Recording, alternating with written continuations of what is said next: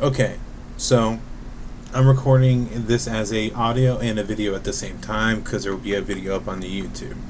I am recording this a day later than I originally wanted to, and that just came down to a couple things happening when I tried to record yesterday. Um, but I'm still planning to put this up ASAP. I'm going to do light editing, so the video is honestly probably going to be more raw than anything else, which some people might like, but either way, that's what's going on. So if you ever see me trail between the two, it's because the video is up over here and the audio is up over here, as well as I got like notes that I really wanted to keep track of within my iPhone. So the way I wanted to do this is I'm probably going to be doing jump cuts throughout the week of like different excerpts and things I'm going to read. Also, when really thinking about live streaming, I did start a new Twitch. Excuse me. That's going to be more so related to non-gaming related stuff. Maybe where I'm playing computer. I don't want to do computer games, but mainly reading stories online and things like that, and just chit chatting because I do actually really like talking to people. And with being in a completely new state, it's getting harder and harder to talk in person. So a lot of my talking is mainly online, whether it be with family, friends, and people I met while playing video games online. Which sometimes those friendships are better than any friendships you may have made in like high school, for instance. One of the guys I've known for 10 years plus now, who's significantly older than me, is probably one of those. Now, personally, between him and I actually did talk him a little bit off the ledge a few months back because he had a lot going on. He had things that he felt like he was handling on his own, and some friends that he really relied upon and family he really relied upon were not there for them, which sucks.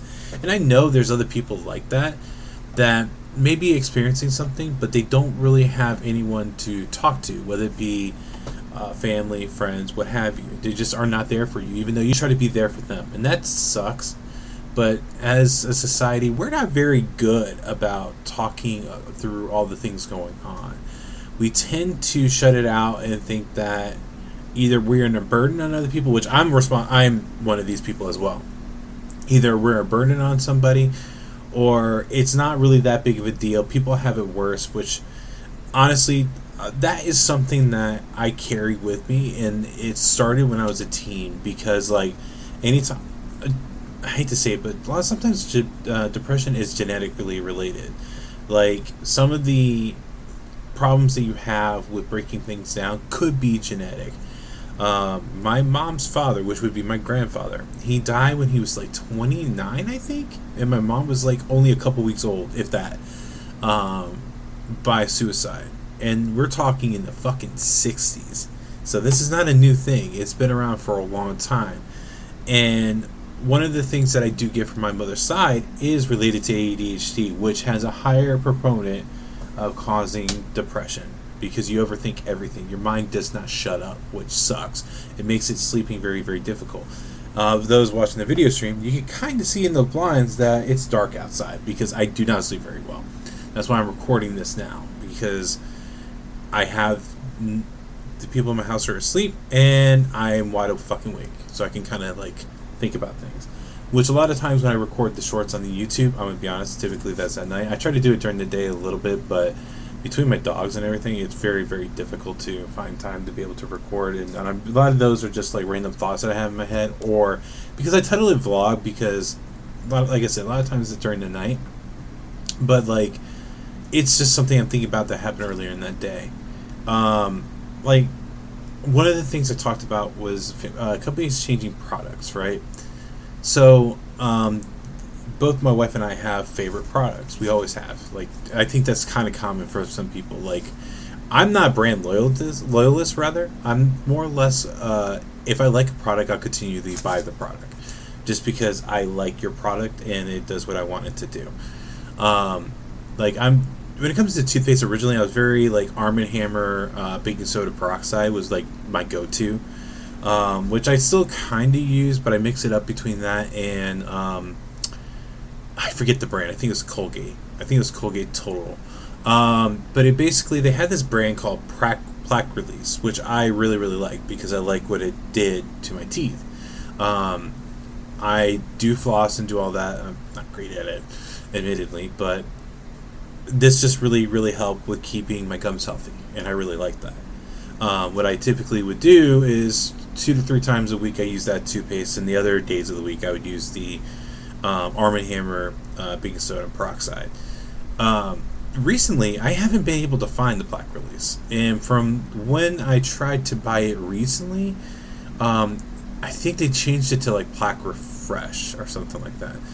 And it's not the only product that I know that changed like that, and I could be very wrong. They could have kept it the same in just the stores I typically purchase it from. Do not order them. They order this instead. But it's given the that's no longer a thing anymore vibes. Another one is my wife has very curly hair. So she mainly would get Tresemme, like I think it's called Flawless Curl, something like that. And they no longer make it. I had to do a Google search because we couldn't find it. They have a new version of curly hair, but it's very different. The smell, man, the aroma is so strong. Like before, like if I got like up to her, I would maybe smell like the shampoo or the conditioner, whichever. If she's both, she's more likely to use both. But you know what I mean. But now she could be like 3 or 4 feet away, and I could smell it. It's very, very strong. And it seems like it's kind of crazy when you become a fan of the product. Now, they're saying a lot of times with this that they're enhancing it. It could be cost-cutting measures, to be honest with you. I would not be shocked with how the economy is that they're doing cost-cutting measures to be able to keep prices lower. But I always hate when companies do that and they change it. Like, I can think of other products on the top of my head that experienced this, but those are the 2 most recent, like within the last year, that drove me insane. I know I've dealt with discontinuing. So, like, my oldest son is special needs, right? And when he was a baby, he would only drink a cup out of a certain cup. Like, we could not buy the name brand. That was not doing it. It was like this off-brand manufacturing facility that made their store brands for, like, Walgreens, Dollar General, I think Publix as well, Walmart, and a couple other grocery stores and stores in general. They made it they made like the store brand version of all these different cups. Well, that company went out of business, and I bought up like 10 packs when they went out of business. I basically went to all the different stores to try and find it, hoping that maybe in a couple months other people will pick up and fill that gap and we would be back to the same thing. That didn't happen. Now, he has with something that's called oral aversion. He doesn't like a lot of things in his mouth. He's very sensitive to things in his mouth. He needs to go to the dentist. Very, very difficult. But we tried all these different cup brands, and he was not having it. It got to the point where we had to take him to the hospital because he got dehydrated. He just refused that so much. He's too fed now, but like, it makes things difficult like that when, like, that's not under control. That manufacturing company happened to go out of business.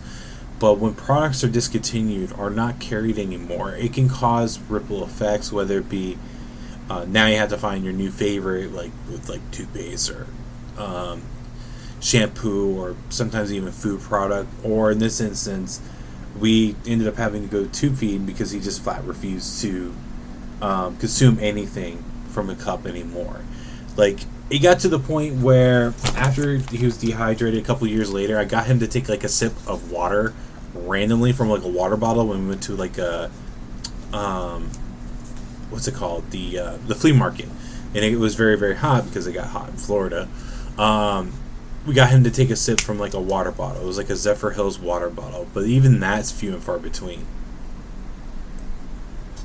As I said that, I just took a drink of water myself. But I always wondered, like, if anyone else ever experienced something like that, where you had a product that is no longer available because they choose to just discontinue it, and how that could possibly affect your life and things like that. And when I say I'm not a company loyalist, so like some people are like, I only drink Coke. There's nothing else. Coke and Pepsi doesn't exist. RC Cola doesn't exist. Dr. Pepper fans are die hard. I have yet to meet a Dr. Pepper fan who was not die hard. Like, they kind of refuse anything else. My brother's one of them. Like, he likes Dr. Pepper over everything else. The only other thing he will possibly have that's not like milk or like energy drink or something like that. I think he drinks water, but I don't know about how much. But he'll only touch like Mountain Dew. And everything else he doesn't care about. He won't drink Coke, he won't drink Sprite, he won't drink Pepsi, whatever the case may be. Dr. Pepper's one of those. Coke tends to be as well. I would, but I'm not one of those. Like, it's a company. It's a nameless, humanless person. Well, not person, but humanless thing. I have no reason to be loyal to them because they're not loyal to me. So I don't see why people are diehard loyal to that. I mean, cause people that are watching the video, you can see I'm wearing a Metallica shirt. I've been a Metallica fan for like 20 years. But like, I am not an end-all, be-all. Metallica's the greatest band ever. I think there is a lot of accolades that subjectively put them there. Whether you talk about how long they've been around for over 40 years, multiple platinum record sales, number one hits, things like that. I think that is subjective.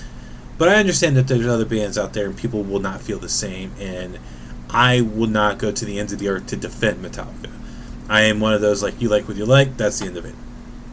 There is some people that are video game brand loyalists as well when it comes to like Sony PlayStation versus Xbox versus, well, not really Nintendo, but mainly Sony versus Xbox, which I think is dumb.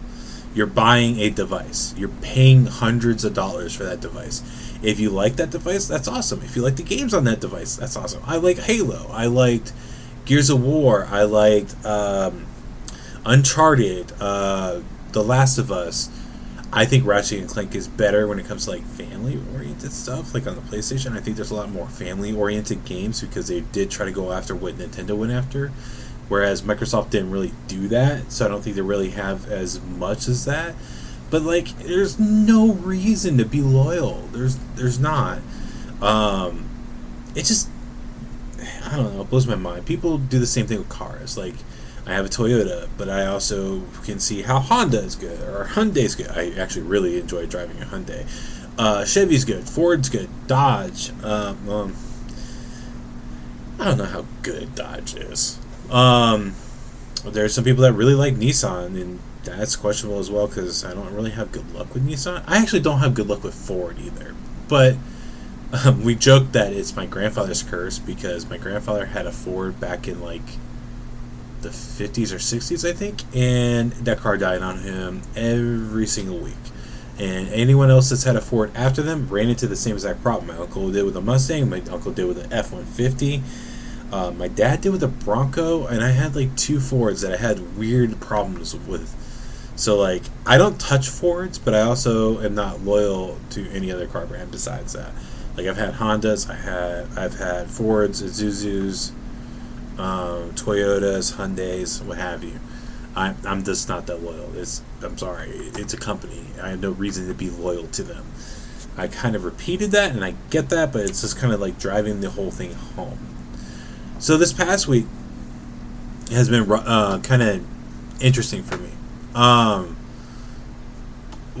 Where I work currently, they're trying to do something where we're motivating other people that also are interested in maintaining a better, healthy lifestyle and eating better. So I find this interesting because I got upset with how much I gained with Move, because my move was extremely stressful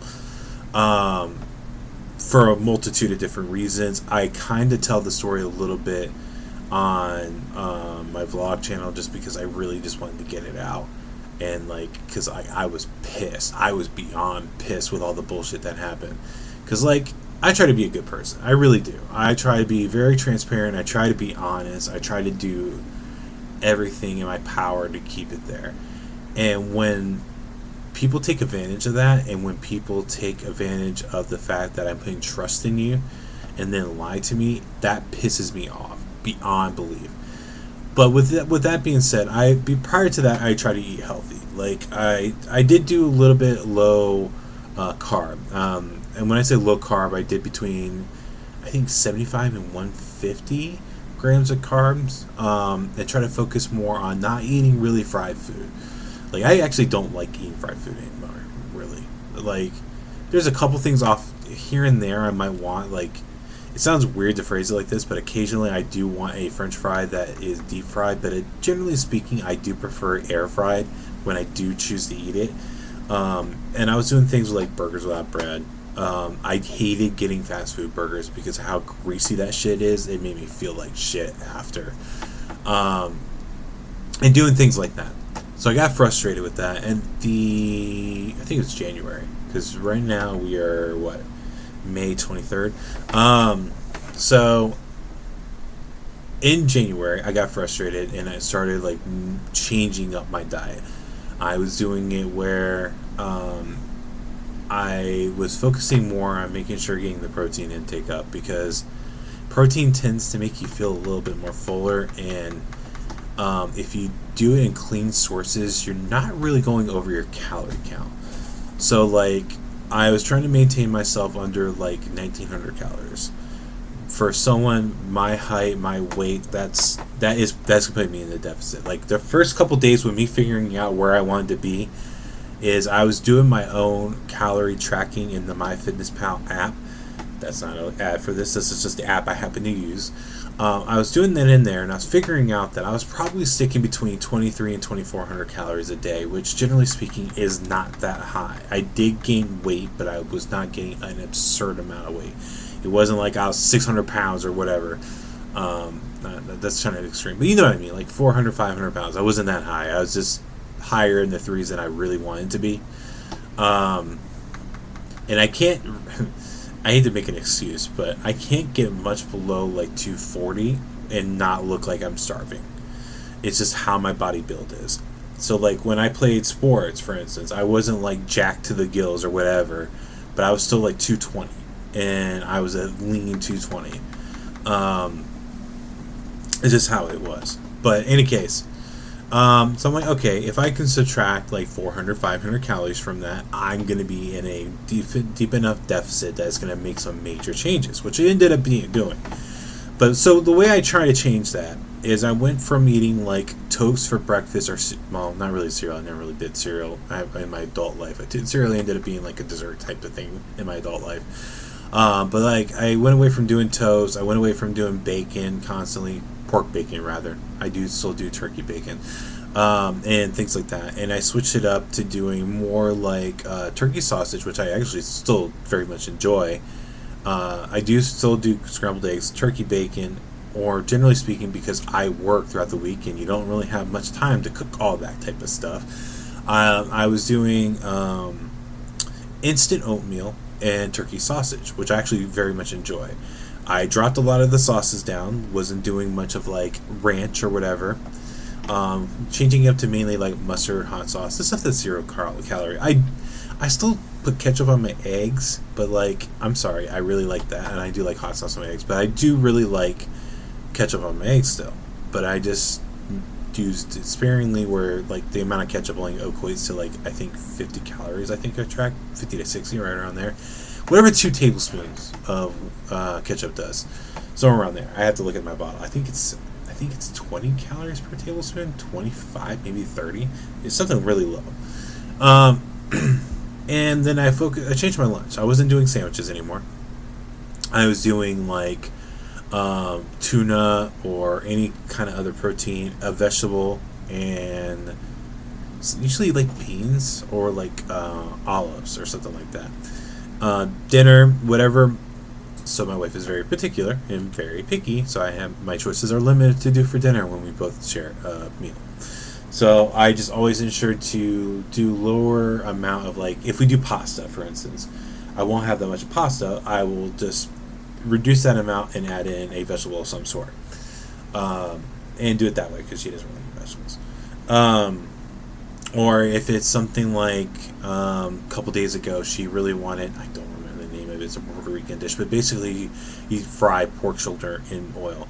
I ate maybe 3 pieces of that. I wasn't going to eat a ton of that anyway, but I had that with rice, beans, and like lentils, beans actually, and a little bit of corn, like a vegetable. I know it's a starchy vegetable, but it's something, right? And the way that I target my goals is to have between 15 and 45 grams of fiber every day. and I've been keeping up with that legitimately since January, to the point where like I lost my scale. I don't know what happened to it when I moved, but I ended up using just measuring tape to figure out how much I measure off, and I have lost 4 inches off my stomach itself.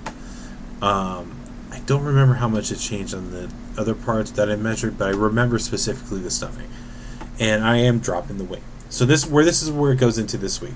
So with it doing it this week, and the team is part of it, we've been talking about different recipes and stuff, and I've just giving examples of things I make. Like I prefer chicken. I do really like doing chicken thighs, because as long as you are baking it and managing it, yes, it's higher in fat, technically higher in calorie, but I mean, you're really going a difference of like, in terms of like calorie difference between that and breast. I think it's like 100 calories for the same amount of protein, somewhere around there. Nothing too crazy. And I bake it all in the oven. So I've been sharing recipes on there. I did buy a food scale and replace my bathroom scale to track the weight a little bit better. I'm not going to tell you the weight because I'm more embarrassed than anything else, not going to lie. But I am keeping myself honest and tracking my own weight. And the food scale has shown me that I've been pretty accurate in terms of how I was measuring things out. So like I'm going to use cottage cheese, for example. I was trying to keep it around 90 grams based on the serving. And I've recently, with me weighing it out, I actually undercut myself. I was probably only taking about 60 to 70 grams of cottage cheese. So, and same thing with tablespoons with like ranch dressing and things like that, and measuring out salads and stuff. Which salad, it was just more for my own curiosity. I was undercutting myself a bit. So, been doing that this week, and I know some people don't really like sharing how they're doing weight wise, but it's been working. I definitely did cheat on my diet a little bit today because we got some stuff from the which I don't like using that terminology, but I'll go back to that in a minute. We got some stuff from the grocery store that was probably a little bit higher calorie, but I was very interested in it, so we tried that out. And I don't like saying cheating on the diet because I hate the word diet being tied into doing a calorie deficit. Anything you consume is technically a diet. That's what your diet is, whether it be an unhealthy diet or healthy diet. So the idea that when you are restricting the amount of stuff you eat and choosing a healthier diet, I hate that being the overall term diet. That to me feels dishonest and inaccurate. It's kind of like when I grew up, I constantly heard the phrase, I could care less, and it means that I don't care. In breaking down that phrase, people accept that wrongly. It should be, I couldn't care less, because you do not care what happens. And through the passing of time, playing telephone and using that phrase, it became could care less, but it should be couldn't care less.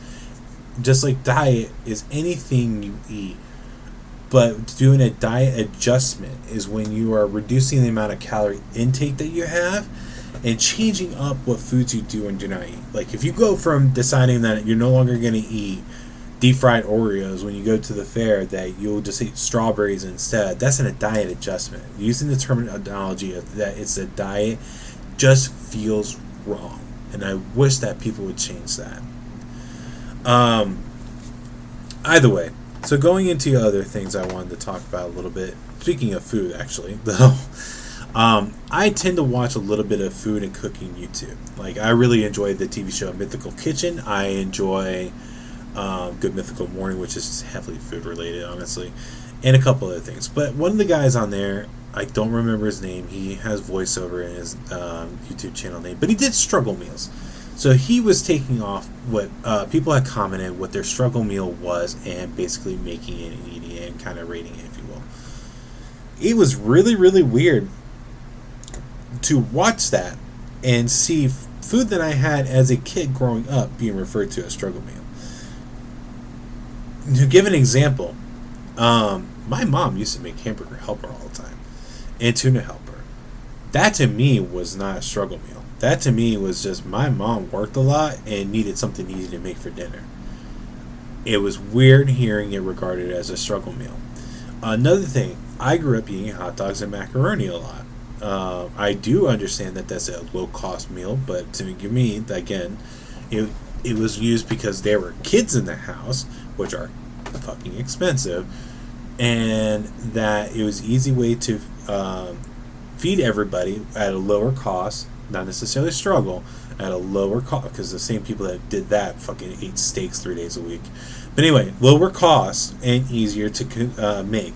Because like when I referenced my dad, because he used to make steak every 3 times a week, and I hated that. I'm not a big steak eater. But he would grill that. So like he would start in the kitchen and make stuff like macaroni, mashed potatoes, and mixed vegetables, and then go outside and grill the steak. But when he did the hot dogs and macaroni, he stayed in the kitchen. I looked at it as like, I don't want to go fucking outside and cook. I want to make something quick and easy. Let's do hot dogs and macaroni. There's a couple other things that came about. Like, I grew up eating peanut butter crackers for lunch occasionally, which is just like 2 saltines with a slathering of peanut butter in the middle. That to me doesn't seem like a struggle meal. Grilled cheese was listed as a struggle meal, and I don't think that's a struggle meal. I will say, I do understand when I was a young kid, my family was fucking broke. Like, a lot of the stuff I remember eating as a kid was because Women, Infant, and Children, the WIC program, existed. Because my brother was, like, not even 1 yet. So, like, I remember my Honey Nut Cheerios were not really Honey Nut Cheerios. They were the yellow box Cheerios with honey drizzling on top of it. And like, milk. That was my Honey Nut Cheerios growing up. Because you couldn't afford to buy Honey Nut Cheerios, and if they're going to buy cereal, they're going to buy cereal that they wanted. So like, I definitely remember having Captain Crunch as a kid, because I know one of my family, I think my dad really liked Captain Crunch, and I'm a big proponent of peanut butter crunch. I love that shit. That's still one of my favorite cereals. As I said before, I typically do cereal as dessert. That is a dessert for me. Is Captain Crunch, peanut butter crunch. Another one on the subject of cereals, I'm sorry, I got ADHD. Another one of mine that's still my favorite is Raisin Bran and Frosted Mini Wheats, which I think both of those they could have got on WIC as well, which is why I think I ate it as a kid and I love it as an adult. But like, I do remember that. I remember we would get cheese that was not wrapped in singles. Like it was Kraft American cheese, I think. Fairly certain it was Kraft American cheese, but it was in this plastic container that you would open up the lid and then the slice of cheese would just be there. And I used to eat that as a snack. Like, my wife thinks it's weird. I still do something I've done since I was like 6 years old, where I take a slice of like a single and fold it like 4 times and make it like 4 squares. So part of the reason I remember doing that is my mom would do that and put it on crackers, and I would have like cheese and crackers. I did it because I was extending how long I had to eat the cheese, because apparently that's a psychological trick that makes you think you're eating more than you are. But yeah, like, I understand those were like struggle meals, but the other stuff I did not see as struggle meals. Like, they even had like Cheeseburger Mac was on there as a struggle meal, which it might have been a struggle meal for me as a kid, but I didn't look at it as a struggle meal. It just looked at like what I normally ate. Weird family thing, and I don't know how my grandma made it, but I remember having this as a kid too. It was called macaroni and tomatoes. You would take like macaroni pasta, boil it, and then mix in with a can of like diced tomatoes. She did something else to it because it actually tasted good, and I tried to make that as a song. I don't know, it does not taste as good, but like, I remember having that as a kid, and I am willing to bet that might have been a struggle meal.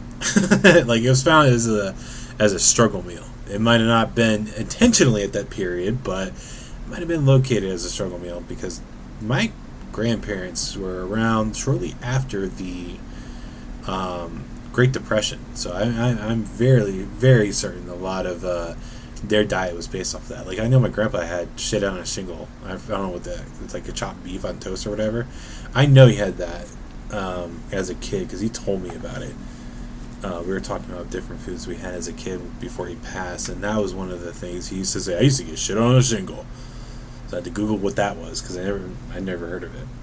I thought I was one of those people that would literally have black coffee until the nighttime, which was wild to me, especially as someone that doesn't drink coffee unless I really, really need it. Like, I didn't get any sleep the night before, and I got to function as an adult, like driving and whatnot. And with that being said, a lot of people I work with are younger than me, and they are baffled by the idea I don't drink coffee and I don't drink energy drinks. I can't say I don't drink caffeine because I do drink tea and I do drink occasionally, not in the morning, and I do drink Coke, zero sugar diet, whatever the case may be. I do drink soda that has caffeine in it, but not typically in the morning before work. Usually right around lunch and dinner time. But, my grandfather, black coffee all the way up until the nighttime. And when I drink coffee now, it is black coffee, and people think I'm a psychopath. So, I know I mentioned before, and I'm sorry, I am such a hopping. There was something I read, and I don't know if anyone else does this, but do you leave toothpaste in your mouth after brushing your teeth? Like, I was trained to rinse that shit and spit it out. But apparently, something came about, that found that people were actually rinsing it out, and you're not supposed to, that you're supposed to leave it on your teeth after. So the formulation within the toothpaste does what it needs to do. That seems weird to me, man. I still been rinsing, and if that's something you need to do, I can't imagine it. Which this is kind of part of that whole thing related to a nighttime routine. Do you go on and watch I hate to say doom scrolling because that's what people call it, when you're scrolling through all the different things on Instagram, for instance. Do you guys get the ghost stories? Because some of them do freak me the fuck out. I can't imagine some of those things that those people write and what they experience and whatnot. I am definitely one of those that believes in ghosts, and I do playing the game Phasmophobia and whatnot, which can be a fucking terrifying different game. But yeah, I cannot imagine some of the things that these people say that they deal with. It's nuts to me. And especially in an old house I lived in that we were fairly certain was haunted because noise would happen in areas that we weren't in, and things would fall that are really heavy, and we don't understand how they fell. That was always wild to me. But anyway, so to jump to something else completely, I'm gonna jump over to Reddit. This is Am I the Asshole? And it says, am I the asshole for leaving a bad review for a restaurant after they told me they weren't serving food after I had already ordered while I could see other people eating? Before reading the story, I'm probably gonna say no, because if you place the order, they should be obligated to provide you the food at that point. If they could provide the food because they're closing, within 15 minutes, they should have been able to tell you. But here's the story. For context, I, 46 male, is a bit autistic. I walked to an upscale bar at 4:55 p.m. that had 3 people in it. Very tired, pretty hungry, and ordered a burger and started looking at the drinks menu. After he took the order, that's not a good start. After he took the order, okay, no, they should have told you at that point. And after a few minutes, he came back and told me, we aren't serving food at the bar right now. I looked around and see people sitting at tables with food and just said, I guess I'm done here, and went somewhere else. Realizing I got refused service, I wrote this review. I went to the bar after a long week of work, ordered a burger, and then was told that they weren't serving food at 4:55 p.m. What kind of business does that? Yeah, that's kind of close to dinner time. You would think they would want to try and sell food product, because I don't know this for certain, but I'm pretty sure food is very much more of a for-profit product in a restaurant. It could be alcohol as well, but I'm fairly certain it's food. The owner reposted this. Hey, my name. We are so sorry to hear that you had a long week of work. Our kitchen team had a long afternoon too after serving well over 200 guests for graduation reservations booked months in advance. Hence why a brief 10-minute reset before dinner service began at 5 p.m. He put a little parentheses that he was not told this. Yeah, the server could have probably told him that hey, we are switching menu. We can't put in another order for 10-15 minutes. Can you just wait? That to me seems like it would be a reasonable response.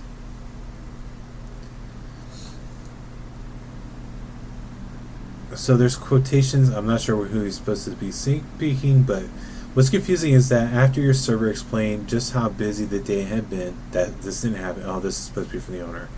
This didn't happen in parentheses. At no point did you ask a single follow-up question about why the kitchen was temporarily paused for service. Again, parentheses, I wasn't told this and there was a temporary pause. A quick conversation in person usually clears things up for better than assumptions made afterward online. Parentheses, I prefer not to argue with waitstaff. Okay, I am one of those people as well. I don't really like arguing with someone that provides me food. I probably could say it's due to waiting scarring me, but that would be inaccurate. I used to go to, there's a restaurant in Florida called Po Folks, P-O apostrophe Folks. It was a southern-based restaurant, and my grandparents used to take me there. And I remember being like a teenager, probably like 14 or 15 at the time. We went to that restaurant with me, my cousin, my grandma, and grandpa. My dad was with my siblings in like Daytona, and I got in trouble in school, I think, and so I couldn't go. I think. Don't quote me on that. I'm trying to remember how. I just know me and my cousin were the only two people who were left behind, and we ended up staying with my grandparents. Any case, they have like a hot bar in back. So what we were explained is like they would have the normal food like the chicken, the catfish, what have you, and then they would have the sides. And the sides in like this hot bar, you basically take a bowl, scoop it, drop it in, put it up top, and then there you go. He said there was 2 racks, the top being the fried food and the bottom being like vegetables. So my grandmother got as a side with like fried chicken, hush puppies. She got green beans and I think coleslaw. And the coleslaw wasn't part of the hot bar. There were in the green beans. There was a French fry that fell in there. My grandmother fucking tore into the waiter and the manager about it, saying that it looks like they pull food from other places. Even though my grandmother was explained how the hot bar in back was set up, she still hammered on, well, this looks like you give us dirty food. I think this is completely unacceptable. Did the whole shebang. It was fucking embarrassing. I don't believe in doing that to people because accidents happen, and it was a reasonable explanation as to what happened. But my grandmother still went off, and so I will never do that. Like, I'll just ask, hey, can you help me with this? Like, there have been time where like my wife would get a steak and she likes it like medium rare, and it seems like people are super cautious and they will cook it to medium instead of medium rare. She has to tell them rare to get medium rare. We had set medium rare. It came back as medium. She's like, okay, I guess this is another place I have to ask for rare. But she didn't want to say anything, so I had to flag down the server. I'm like, hey, she really wanted medium rare, or this came out more medium. Can we get another one and it just be rare, please? Just leave it at that. That embarrasses her, but I'm always trying not to like argue. It's more or less, I'd rather just say, is this something you guys can do? And if they tell me no, they tell me no. But I always just ask that. So I don't like arguing with the waitstaff because probably what my grandmother did, honestly. Anyway, going back to this. So the manager then says, our team spent the day honoring reservations and executing one of the busiest day of the year. And we're kind of business that honors its staff for doing it so well, even if it means angering people like you. I was about to say, what the fuck does that mean? But the guy put in parentheses, what do you mean people like me? Customers who are told they weren't getting their food? Yes, like, who the fuck says people like you like that? That just seems, it comes off incredibly derogatory and should not be said like that. So anyway, the person continues, keep in mind I had no idea that they were busy. I had no idea it was a graduation. They didn't say it was a 10-minute break or then I had to wait 5 minutes. They could have just said that. The kitchen will open in 5 minutes. I got the starking remark like it was my fault, and they decided to shut down the kitchen after I ordered. Like, they couldn't tell me before or as I sat down. I feel like they could have been a bit more polite in explaining the situation. Their rudeness makes it feel like they are just wanting to refuse me service personally more. If they had a polite explanation instead of the diatribe that was blaming me for not arguing with the waitstaff to get answers, I might have changed the review. This felt like a personal attack. So he did say that rudeness makes me feel like they just want to refuse me service personally more. So, as someone that is, I am so sorry, people on video, and I keep doing this. Like, my nose itches like motherfucker. It might be big fact because it keeps raining, and I do have allergies related to rain. Either way, as someone that's neurodivergent as well, sometimes it does come across as a personal attack. Both my wife and I are both neurodivergent. I can't say what she is because she doesn't know, and I have angered her by making some suggestions, which, oops. But I'm ADHD. I am admittedly ADHD. It makes life sometimes very, very difficult. Like, I can't sleep. I overthink things. I take things that people tell me somewhat personally, and I hate that I do that, and I'm trying to work on that, but it makes it very, very difficult. Because, like, if you say you're mad at me about something, I will think about that for, like, the next couple of days sometimes and try to figure out how I can do better. And there's part of me with that tries to not be a hypocrite, because I genuinely try to treat people how I would like to be treated. If I feel like I'm not treating someone like that, I feel like I'm being a hypocrite and need to reassess what I'm doing and how I'm doing it. And it causes me to go down rabbit holes, man. Like, just, I referenced it earlier, the couldn't care less. I went down that fucking rabbit hole for like a day and a half. Like, why does this not sound right? So I understand where they're coming from. I'm keeping the fact that no, they're not an asshole. They did nothing wrong. Yeah, it seems like a lot of people are reading the same thing as me.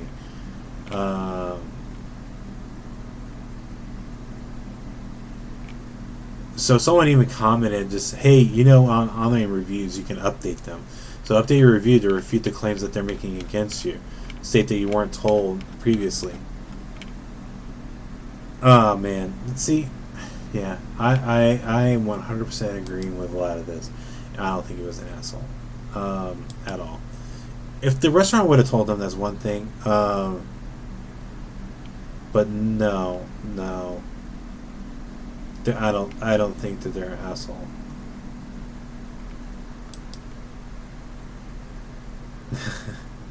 Looking at a couple other things here, and it has a couple things about ghost stories and whether or not someone was a witch. I don't know if I believe in witches. I mean, I know people that practice Wiccan. Like, I'm friends with a few people that practice Wiccan, but I don't know if I would consider them a witch. Like, to me, a witch is someone that does things evil, and I don't know. It makes me think of the Wizard of Oz and the Wicked Witch of the West, and I don't think that's like completely accurate to a lot of people. But I don't know if I would believe in witches. And so this is 100% American based, and I will wholly admit that this is American based. So we have a mountain range that goes from like Virginia down to Georgia, and I'm blanking on what the name of it is right now. But that mountain range, there is some creepy stories about things that are existing there. Like, apparently there's people that are very odd and like peering windows and shit like that, mainly in like the Virginia, West Virginia area. But like, we'll look over people's shoulder, and people do upload videos on like Instagram and TikTok. I don't go on TikTok anymore, but Instagram and TikTok of like shit that they experience there. I don't know if that's true. Like, that is currently how things are, but if you guys have any stories about that, I would love to read them, because wow, I can't believe that. I can't believe that those things are still happening to this day. And I mean, we're in 2026 right now, and like, but like, these people are dead set that this is happening. And I do know, I think it was West Virginia, there was like a family that was like all inbreds, where like they had a lot of mutations in their bloodline. Like, apparently there was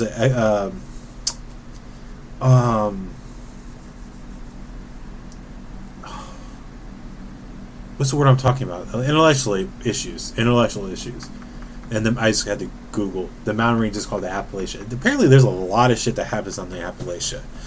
And I could kind of understand some of it, just because like that has a lot of tainted history within the United States. And I could see, with all the mixtures of cultures that are existing there, that there might be misunderstandings of what is existing there. In terms of ghost stories, so my uncle served in the U.S. Army in the early 90s, I think, early to mid 90s.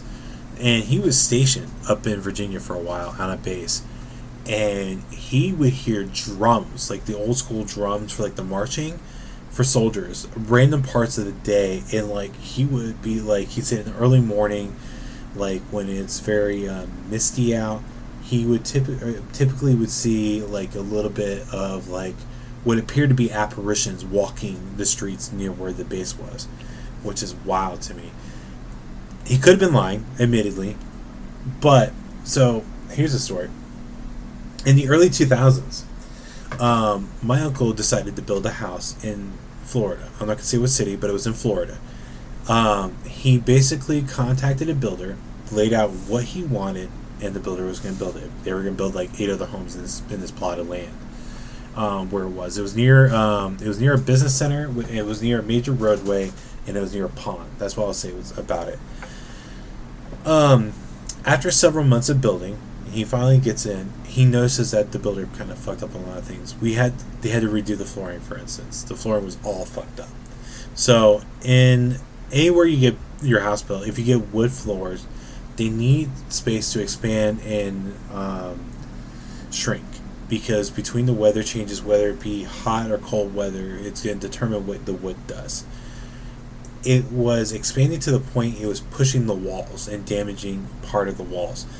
Apparently also with the flooring, the tile was not laid correctly, and when the foundation started to do its movement, it was cracking tiles all over the place. And there's a couple other problems, like electric problems and things like that. So it was probably like 4 months in now. They're already doing the repairs and things like that. And I went over to his house to talk about a couple other things. I forgot what it was. And he had a NFL football game on. I think it was in the playoffs at this point. I'm pretty sure it was in the playoffs at this point. And we were just sitting there talking. It was turned down a little bit. He hadn't wired up because he was going to put up a projector. So his goal was to have surround sound in the living room, put up a projector, and then it's going to cast on this projector on this roll down screen that was like, if you're to do from top left to bottom right, it's going to be 100 inches. Like, it's going to be a large TV. But at the time, he was still getting that all done, and he had, I think it was a 42-inch TV in the living room, and we're just watching football. We had it turned down because the sound system was hooked up either. We had it turned down, and we're just talking about different things that were happening, and like how the builder was making all these changes and stuff like that to help fix it. And to the right of me, I'm in the living room. He had a sectional. I'm facing, like, the doorway's behind me, the front door rather, in the kitchen was behind me, and the back door is in front of me. He was on the wall to my immediate left. So like he would have been more so facing the TV. I would have to turn my head right to look at the TV. To my right, oh wait a minute, let me do this way. From where he was sitting, if he was looking at the TV, to the left, it's just a door, and that goes into his master bedroom, which had a bath and a closet and all that's in it. To my right, which would have been to his right as well, but to my immediate right, there was a hallway. If you go down the hallway, to the left, you'll have a bathroom on your first door on the left. Then to the next door, you would have a spare bedroom. And then the door in front of you would be a closet for like a linen closet or whatever. And then to the right, you would have another spare bedroom. That right was his office. He only had he had a lot of medieval weapons around that you hang up on the walls. That he had that on the floor because he hadn't set that up yet. But he had his computer desk in there, his computer, printer, fax machine, because fax machines were still a thing. And he had like his collection. He was a Cowboys fan, so he had a bunch of collection of Cowboys stuff, like a Troy Aikman autographed card, a Troy Aikman jersey, a Emmitt Smith jersey, things like that. So as we're sitting there, I hear something that sounds like a ball bouncing in the hallway. I'm like, well, that's weird. And I turned my head immediately as soon as I heard it, because I'm like, I wasn't expecting that. And my Uncle Scott kind of looked over and goes, so you heard that too? I'm like, yeah, what did I hear though? And he said, I don't know what that sounded like, but that there was definitely some noise in there. I'm like, yeah, is there anyone here? Like, I thought maybe he had a couple friends that might have been staying over, because he did have friends that had young kids at the time. And I'm like, okay, well, maybe a ball rolled out. And he goes, no, it's just you and I there. I'm like, okay. Because he didn't give me the tour. I already had the tour of the place months ago. He didn't give me a tour when we came in there. And if he had someone in the spare bedroom, that's cool. I would just try to be quiet. So as him and I are talking about this, we hear a door slam, which I think ended up being the bathroom door. And so like both him and I go investigate it. Couldn't figure out what caused it to slam. It just slammed. And I'm like, okay, so tell me what's going on. And he goes, I don't know. This has been happening now for the last couple of months, and I didn't want to tell anyone about it because I didn't want to think I was crazy. He's like, I just built this property. There's no reason that there should be any kind of spiritual things going on, but this is what's going on.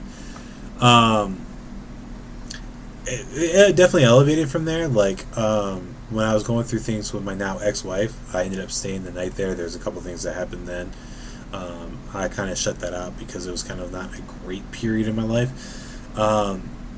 My dad also travels for work. He mainly lives in a different state, but he was traveling for work, and he was down in Florida for the travel. And he was visiting my grandmother, all stuff like that. And there's a fan rotating over there. I caught it out the corner of my eye. So he stayed at my uncle's house, and he said that he was just sleeping one night, and he heard what sounded like a loud clap in his ear. And he woke up and he looked around like, what the fuck was that? He was convinced my uncle did it. So he gets out of the spare room. This is the spare room that's next to the bathroom. He walks around the front where the living room is, goes, knocks on my uncle's door saying, what the fuck was that for? And after a while, Michael Scott doesn't respond. And when he finally does respond, he goes, what? He goes, what were you just in the room for? He goes, hey, I was sleeping. And so the next day they talk about it, and then Michael Scott had to bring him in and tell him, what his experiences have been. He actually recorded a video with a lot of banging a couple times one night. Fast forward about a month or so after all this is happening, I happened to be at his house. I was actually helping take care of his lawn because I would just come help him with his lawn since he served in the military, and he has a lot of algae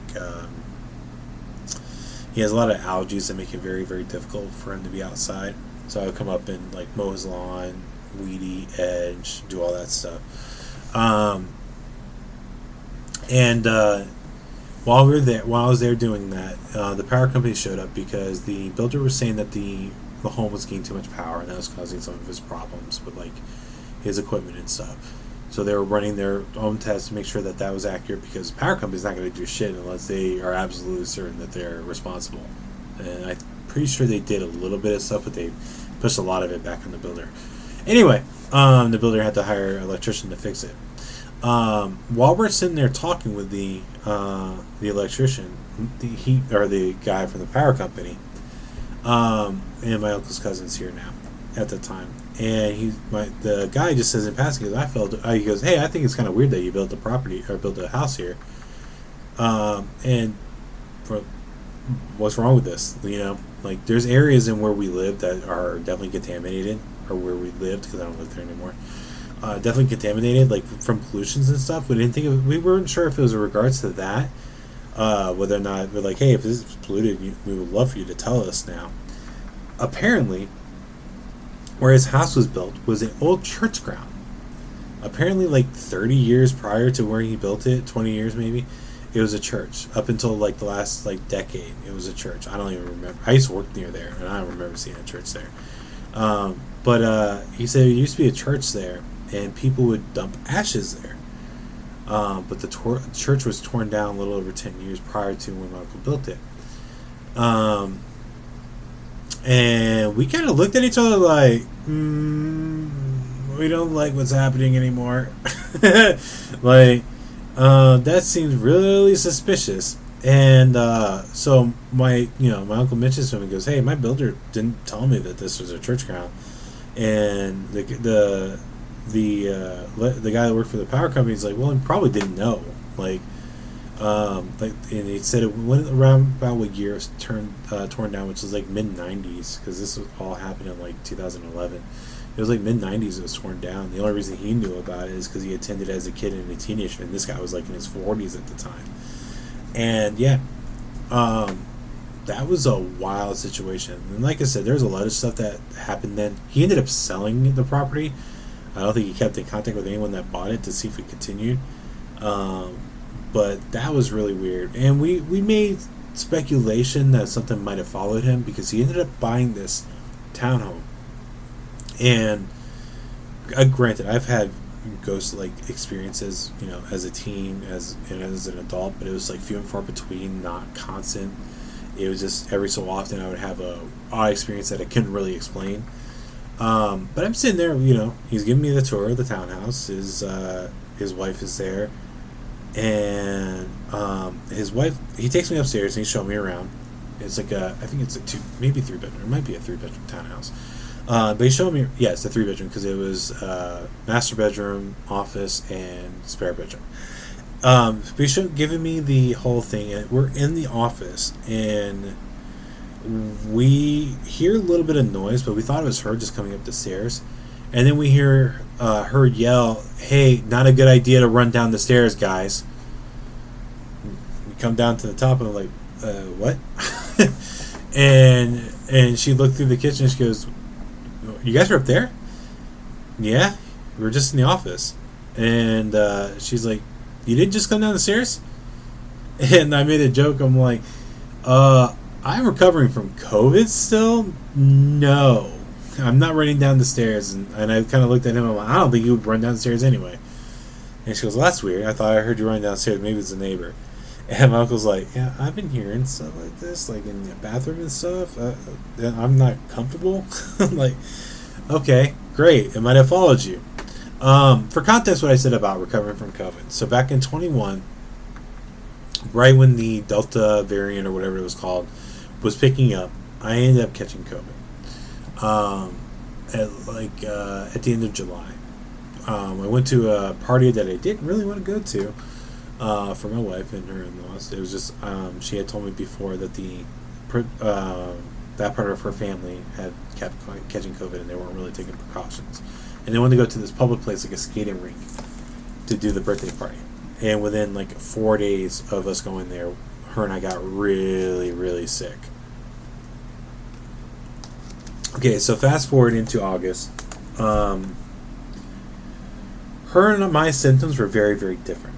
I was very, very sleepy, and I had difficulty breathing. Like me talking to this camera right now, which again, I'm not gonna have that many cuts. I mean, I don't know if I'm gonna do a cut in the middle of it or not. But I just took a drink of water. I couldn't sit like this and talk constantly 5 years ago. It was impossible. Well, not fully 5, but you know what I mean. Right around when I was recovering from this. Not even as recent as 2022 after recovering, I could do it. It was very, very difficult for me to maintain my breath in that sense. And like you'll see me look down at the watch, and it's also because my heart rate was being raised. I actually had an after effect after recovering where my heart rate was consistently high. But I was having that problem, and she couldn't keep anything down. She would like drink water, and it would come right back up. So we kept going to like emergency care and everything else. We ended up testing for COVID because like we think you have COVID. I'm like, well, okay, well, we don't have any of the same symptoms. How do we have COVID?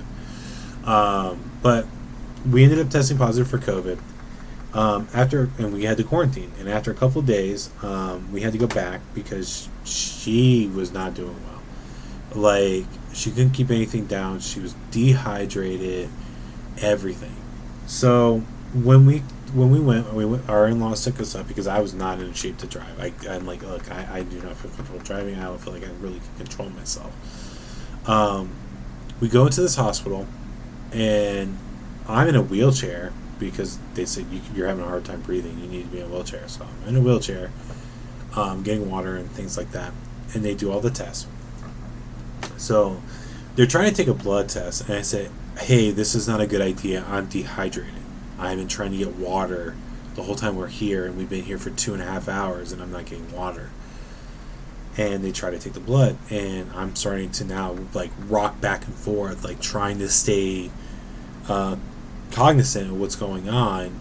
And they're like, well, your blood's really, really thick. I'm dehydrated. That's what happens when you get dehydrated.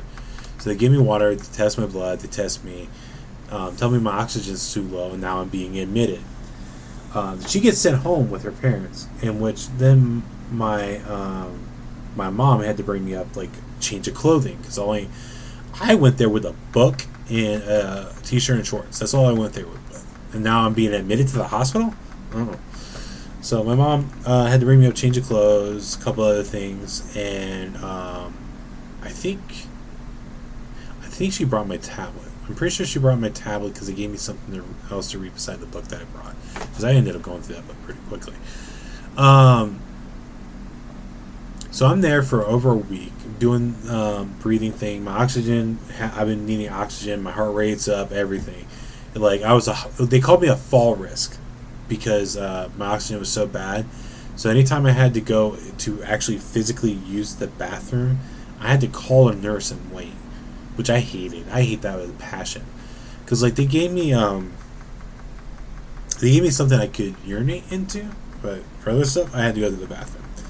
And there was one time I remember very specifically, I rang the nurse and I waited for a half an hour before they showed up, and it's like I almost went on myself waiting on you guys. And they said I had I was a fall risk, and they had to hook up a longer oxygen tube to make it to where I could make it all the way to the bathroom to do it.